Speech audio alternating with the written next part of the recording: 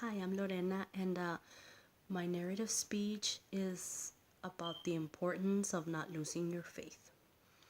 I believe God works in mysterious ways, and even though I'm not a very religious person, I've always had my faith, I've always believed in God. And I'm going to tell you the story about my ex husband.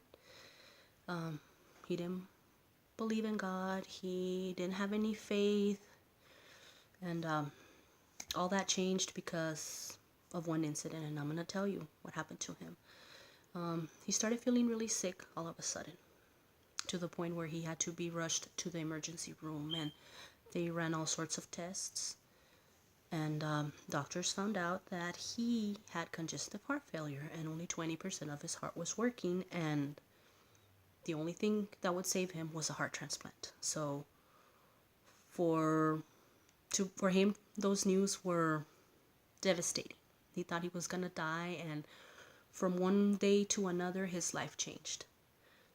And we all wondered, why did this happen to him? He was 35 years old. He didn't drink, he didn't smoke, he didn't do drugs. He was a very athletic person. Why did he get sick?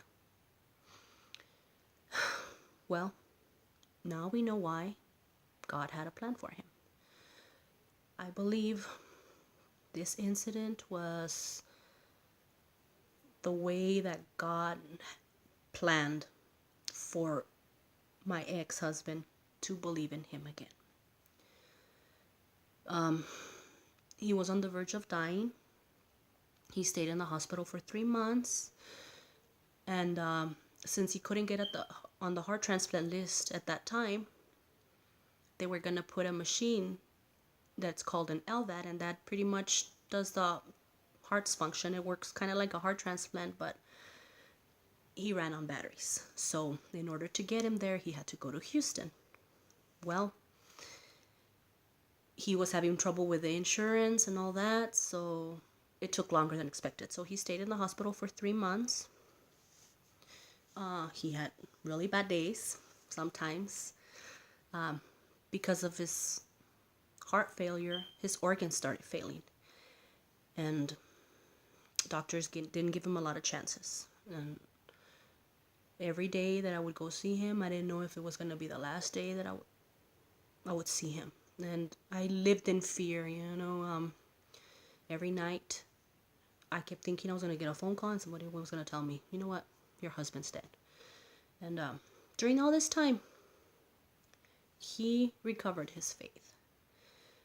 He started believing in God. He started praying, and we all taught him how to pray again. We all told him, to never lose his faith, that he was going to be okay, that God was in control. And he recovered it.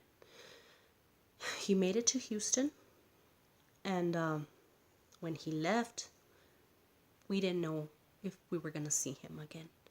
I was unable to go with him because I had to stay at home with the kids and I had to work.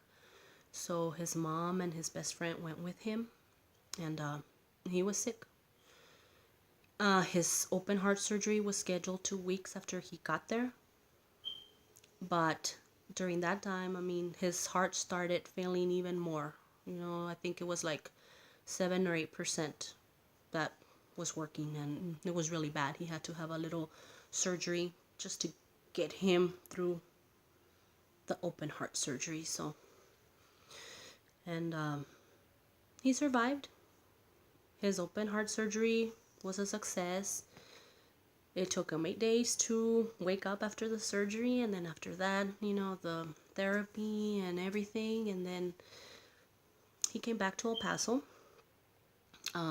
Years later, we separated, but he decided to go to Houston, and he got on the heart transplant list. And a month after he went to Houston, he got a phone call that they found a donor. So he went, and he had a heart transplant. And 3 years later, he's still here. My kids still have a dad, and even though I'm not with him anymore, I'm glad that God made a believer out of him. And it might have not been the way that a lot of people wouldn't want to go through something like that, but that was God's way of telling him, I'm here. I'm here to help you. Believe in me, and he did. So, like I say, God works in mysterious ways. Never lose your faith. Thank you.